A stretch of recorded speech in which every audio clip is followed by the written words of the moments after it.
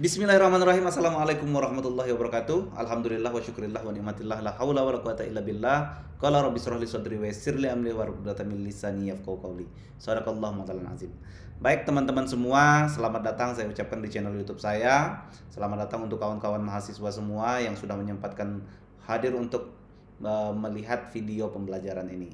Jadi kawan-kawan semua, saya sengaja membuat video ini adalah untuk sebagai video pembelajaran. Jadi kawan-kawan semua bisa menonton video ini kapanpun, dimanapun, dan menyesuaikan dengan waktu kawan-kawan semua agar bisa lebih fleksibel lagi belajarnya. Jadi saya sengaja membuatkan video ini untuk mengejar ketertinggalan karena beberapa minggu ke belakang saya tidak sempat untuk hadir ke hadapan kawan-kawan semua.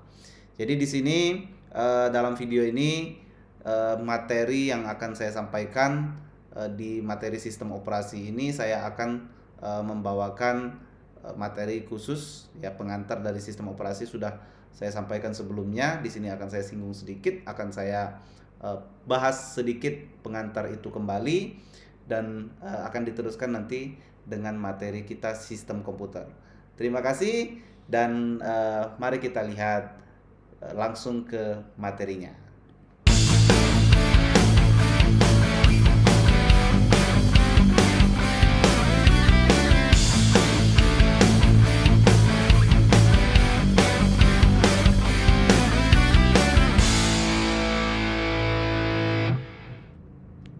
Oke, di sini kawan-kawan semua kita masuk ke slide kita. Di sini kita akan membahas tentang sistem komputer ya kawan-kawan semua.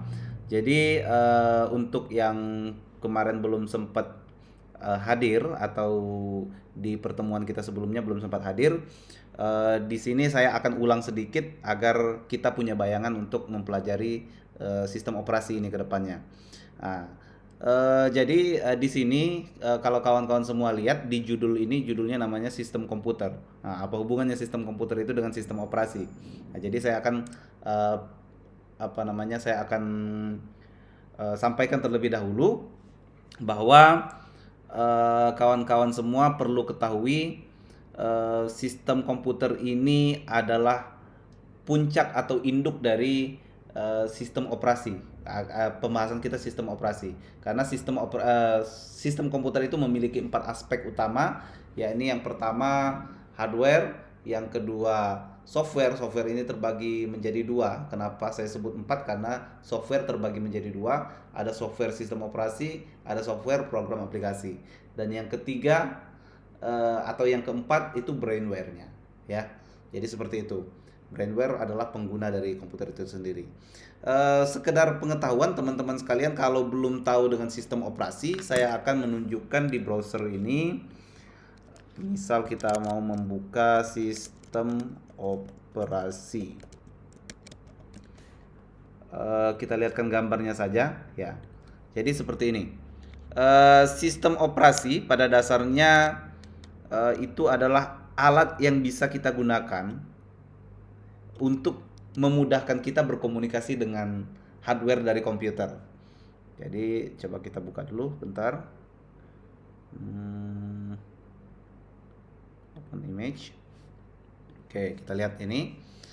Nah, jadi sistem operasi dibuat dengan user interface atau tampilan yang sedemikian rupa sehingga memudahkan kita untuk memanipulasi atau memerintahkan hardware untuk bekerja dengan kita ya, sesuai dengan perintah yang kita masukkan. Nah, ini sistem operasi ini ada berbagai macam ya kawan-kawan sekalian. Di sini saya tunjukkan ada yang logonya seperti Apple ini ya. Ini adalah produkan Apple. Dia nama sistem operasinya kalau di komputernya, komputer desktopnya, itu namanya sistem operasinya Macintosh atau MAC, Mac ya. Kita sering disebut orang dengan sebutan Mac. Lalu yang di sebelahnya ini adalah sistem operasi yang lumayan populer ya di kalangan para programmer atau orang-orang yang membutuhkan keandalan komputer karena bisa custom, kita bisa apa namanya memilih sistem operasi ini untuk kemudahan-kemudahan tertentu ya. Jadi banyak orang menggunakan sistem operasi ini, terutama orang-orang yang bergerak di bidang teknologi informasi, misalkan seorang programmer dan lain sebagainya. Nama sistem operasinya adalah Linux, ya, Linux. Dan yang di sebelah kanannya ini ada logo seperti jendela, warnanya oranye, hijau, kuning dan biru ya. Jadi ini ciri khasnya logo Windows. Namun ada sedikit perubahan ya seiring berkembangnya zaman. Logo ini sudah berubah menjadi kotak persegi 4 ya. Jadi semakin baru lagi sekarang yang sudah terbaru itu kotak-kotak ini tidak berbentuk seperti bendera seperti ini ya. Tidak berkibar seperti bendera seperti ini, hanya kotak yang menunjukkan gambar seperti jendela seperti itu. Nah, di bawahnya lagi ini perangkat seluler. Sistem operasi untuk perangkat seluler produk Apple ini namanya iOS ya, iOS atau i operating system. Nah, jadi iOS ini sistem operasi untuk perangkat seluler atau handphonenya milik produk si Apple. Lalu yang di sebelahnya lagi adalah Android. Android juga merupakan sistem operasi dari perangkat teknologi atau perangkat seluler dari berbagai merek itu mempercayakan sistem operasinya kepada Android. Lalu ada yang satu lagi, ini namanya Ubuntu ya. Ubuntu masih sama seperti Android, dia pecahan dari Linux ya, karena yang berbasis Unix ya, seperti itu. Nah, selain sistem operasi yang ada di sini, kawan-kawan semua bisa dilihat di gambar-gambar ini. Kalau kita browsing sistem operasi, akan muncul banyak sistem operasi di sini. Ya, jadi ada banyak sistem operasi sesuai dengan kebutuhan kita, sesuai dengan pilihan kita. Kalau di produknya Apple biasanya hanya bisa diinstalkan sistem operasi milik si Apple sendiri ya. Misal seperti iOS dan macOS ya. Namun di perangkat, kalau kita punya laptop ya, laptop berbagai merek selain Apple itu pada umumnya biasanya bisa diinstalkan sistem operasi Windows, Linux dan lain-lain ya, semuanya bisa. Ke sebagian besar bisa. Dan walaupun yang terbaru sekarang ada yang namanya Chromebook ya. Chromebook itu sistem operasinya dia ada sendiri, dia produk milik si Google ya, laptop milik si Google namanya Chromebook. Chromebook itu dia memiliki sistem operasi sendiri, sistem operasinya namanya Chrome OS. Nah, ada lagi juga perangkat seluler yang dia merekan Cina ya, dia juga apa namanya sistem operasinya mirip-mirip seperti Android, tapi dia bukan Android. Dia coba saya lupa merek Huawei. Huawei sistem operasinya kalau nggak salah apa ya, sistem operasi Harmony OS ya, Harmony OS. Dia memiliki sistem operasi yang berbeda. Kalau kita lihat gambarnya, nih perbedaannya. Kalau yang Android itu bentukannya seperti ini, rata-rata tampilan awalnya seperti ini, iOS seperti ini, dan yang Harmony OS dia berbeda sendiri. Nah, di sini bisa juga kita tunjukkan ini punya si Apple ya, iOS, yang ini Android, dan yang ini Harmony. Perbedaan dari Harmony ini kalau secara fisik, secara penglihatannya bisa kita lihat karena dia milik China ya. Jadi karena China juga memboikot apa namanya banyak produk-produk dari Amerika, maka termasuk Google ini, service Google tidak ada di dalam sistem operasinya, tidak digunakan di sini. Jadi kalau kita mau buka YouTube, mau buka mau download dia bukan melalui Play Store. Mau buka YouTube pun kita harus buka browser kita. Browsernya bisa browser yang lain selain browser Chrome ya. Oke. Jadi itu sekedar pengantar untuk kawan-kawan semua di materi sistem operasi ini ya. Jadi saya perkenalkan terlebih dahulu sistem operasi itu apa. Oke.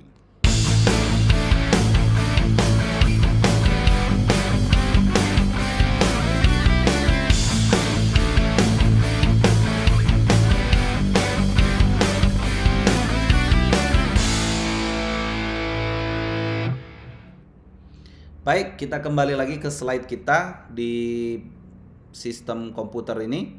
Pembahasan kita di sistem komputer seperti yang saya sampaikan tadi, pokok bahasan yang akan kita bahas di sini adalah elemen dasar dari sistem komputer, register prosesor, eksekusi instruksi, interupsi, hierarki memori, memory cache, teknik komunikasi input output dan lain sebagainya yang akan kita bahas, pokok yang akan kita bahas di materi kita kali ini. Kita lihat perkembangan komputer dari masa ke masa, dari zaman ke zaman. Bisa kita lihat di sini.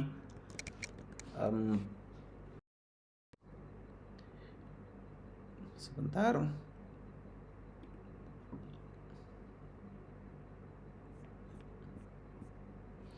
Ya, pada gambar yang kawan-kawan lihat di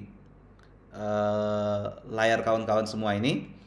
Jadi kita mulai dengan gambaran besarnya ya. Jadi sepanjang sejarah inovasi besar itu membutuhkan waktu yang lama untuk berkembang. Jadi kita mengenal revolusi pertanian atau di situ kawan-kawan bisa lihat ini. Sorry, saya agak susah nunjukinnya. Ini agricultural revolution ya. Ini nunjuknya agak beda. Agricultural revolution ya, atau revolusi pertanian. Nah, revolusi pertanian ini terjadi sekitar 8.000 tahun atau bertahannya selama 8.000 tahun. Jadi karena di waktu itu perkembangan teknologi itu agak lambat ya, maka teknologi pertanian tidak ada perkembangan yang signifikan. Revolusi pertanian itu tidak ada perkembangan yang signifikan selama 8.000 tahun berjalan. Nah, setelah itu manusia menempuh perjalanan panjang menuju revolusi industri yang namanya revolusi industri. Setelah 8.000 tahun vakum, tidak ada perkembangan teknologi yang signifikan, lalu muncullah yang namanya revolusi industri. Sudah diperkenalkan mesin bertenaga uap dan lain sebagainya pada masa revolusi industri, dan ini juga bertahan selama tidak begitu lama karena yang lama itu revolusi pertanian tadi, tapi berlangsung selama 120 tahun ya. Berlangsung selama 120 tahun sama, tidak ada perkembangan yang signifikan. Lalu semakin maju, inovasi besar terjadi lebih cepat lagi sampai ditemukannya bola lampu oleh Thomas Alva Edison ya. Jadi bola lampu ditemukan, kita menunggu lagi selama 90 tahun, terjadinya selama 90 tahun dari revolusi industri selama 120 tahun, ditemukan bola lampu, selama 90 tahun tidak ada perkembangan yang signifikan, barulah muncul lagi yang terbaru disusul oleh pertama kalinya manusia mendaratkan diri ke bulan. Nah, itu sudah dikenal pesawat luar angkasa ya, yang bisa menembus angkasa sehingga bisa sampai manusia menginjakkan kakinya ke bulan. Nah, itu teknologi tersebut berlangsung selama 22 tahun, baru kemudian ditemukan lagi yang namanya internet atau singkatan dari WWW, yaitu World Wide Web, atau internet ya, yang hadir dalam waktu yang sangat singkat lagi, sekitar 9 tahun sebelum akhirnya pemetaan genom manusia. Gitu. Oke. Setiap kemajuan besar itu memperpendek jarak antar penemuan. Jadi kawan-kawan bisa lihat penemuan besar yang bertahan selama 8.000 tahun, lalu setelah ditemukan teknologi lagi itu bisa semakin singkat lagi. Hanya 120 tahun sudah bisa mengembangkan diri lagi menjadi penemuan-penemuan baru, menemukan bola lampu, bertahan selama 90 tahun. Ketemu lagi revolusi yang lain, ditemukannya pesawat sehingga bisa pesawat luar angkasa ya, yang bisa membuat manusia mendaratkan dirinya ke bulan. bertahan selama 22 tahun. Jadi semakin eh, kalau di sini disebutkannya secara eksponensial katanya. Jadi eksponensial itu saya jelaskan dulu, eksponensial itu istilah yang digunakan untuk menggambarkan suatu pertumbuhan atau perubahan yang sangat cepat. Nah, di mana nilainya terus-menerus berlipat ganda dalam periode waktu tertentu. Nah, pertumbuhan eksponensial itu terjadi ketika suatu nilai bertambah dengan kelipatan. Misalnya 2 kali lipat, 3 kali lipat, dan seterusnya. Tidak harus 2 kali lipat ya. Seperti yang tadi dari 8.000 tahun menjadi 120 tahun itu berapa kali lipat gitu ya. Nah, jadi tidak harus 2 kali lipat, tapi bisa 2 kali lipat, 3 kali lipat, dan seterusnya. Bertambah ya, bukan hanya bertambah secara tetap, tapi bertambah secara berlipat-lipat. Nah, contoh sederhananya seperti ini. Bayangkan kawan-kawan punya uang Rp1.000. Jadi jika uang tersebut tidak bertambah secara eksponensial tadi, jika dia bertambahnya secara linear, ya, maka sebesar 1.000 ini setiap hari pertumbuhannya dari hari ke hari hanya bertambah 1.000 misalkan. Jadi kalau 1.000, besoknya nambah 1.000 lagi, hari kedua nambah 1.000 lagi, hari ketiga nambah 1.000 lagi, maka kita hanya akan punya duit 3.000 selama 3 hari. Misalkan hari pertama kita dapat 1.000, hari kedua tambah 1.000 lagi kita punya 2.000, hari ketiga kita punya 1.000 lagi, jadi tambah jadi 3.000, dan seterusnya, bertambah secara tetap. Tapi yang eksponensial, tapi jika uang itu bertambah secara eksponensial, misalnya 2 kali lipat setiap hari eksponensialnya ya, maka hari pertama kita dapat 1.000, hari kedua dapatnya 2.000, hari ketiga dapatnya 4.000 karena dikali 2, hari keempat dapatnya 8.000, dan seterusnya. Hari kelima dapat 16.000, dan seterusnya ya. Nilainya terus bertambah cepat dalam waktu yang singkat. Jadi pertumbuhan itu yang kita contohkan tadi untuk pertumbuhan eksponensial ya, disebutnya pertumbuhan eksponensial. Jadi karena dia pertumbuhannya semakin cepat, semakin berkembang teknologi, penemuan juga semakin cepat untuk ditemukan. Nah, sekarang kita masuk di bagian yang lebih menarik, perkembangan komputasi ya. Ini ada gambar yang kedua ya, yang di nomor 2, pertumbuhan eksponensial dalam kekuatan komputasi. Nah ya, jadi pada tahun 1900-an, Charles Babbage ya menciptakan mesin penganalisis atau analytical engine ya. Jadi komputer mekanis pertama yang dirancang untuk menyelesaikan perhitungan matematika ditemukan oleh Charles Babbage ini. Lalu kita pindah lagi di era Perang Dunia Kedua, hadir Colossus ya. Komputer elektronik pertama yang menggunakan tabung vakum atau vacuum tube ya. Vacuum tube itu teknologi itu sangat membantu Inggris dalam memecahkan kode-kode militer Jerman, tentara Nazi Jerman waktu itu pada saat Perang Dunia Kedua ya. Lalu di tahun 1951-nya lahir UNIVAC 1, komputer komersil pertama yang digunakan untuk keperluan bisnis. Jadi yang tadinya digunakan untuk keperluan militer Inggris, sehingga secara komersil bisa digunakan oleh perusahaan-perusahaan untuk menggunakan komputer ini sebagai alat bantu untuk keperluan bisnis. Lalu kita teruskan, semakin berkembang, semakin inovasinya pun semakin meningkat ya. Pada tahun 1977, komputer pribadi, kalau tadi sudah untuk keperluan militer, lalu berevolusi ke dunia bisnis, lalu berevolusi lagi ke dunia personal. Jadi setiap orang sudah bisa memiliki komputer secara pribadi ya.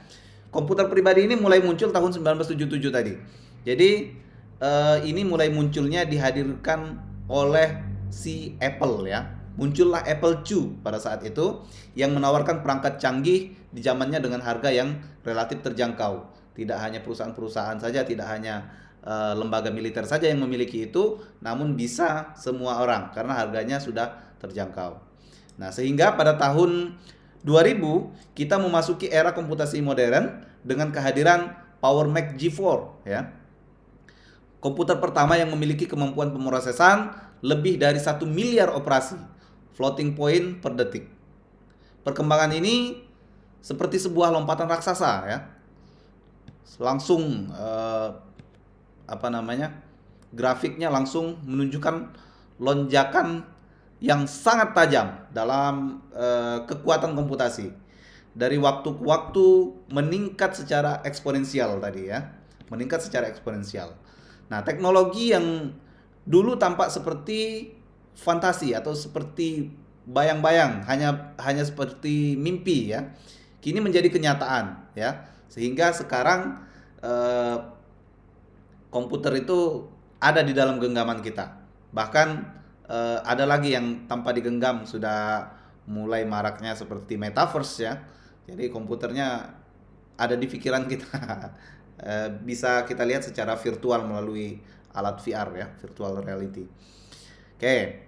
Nah, yang ketiganya ini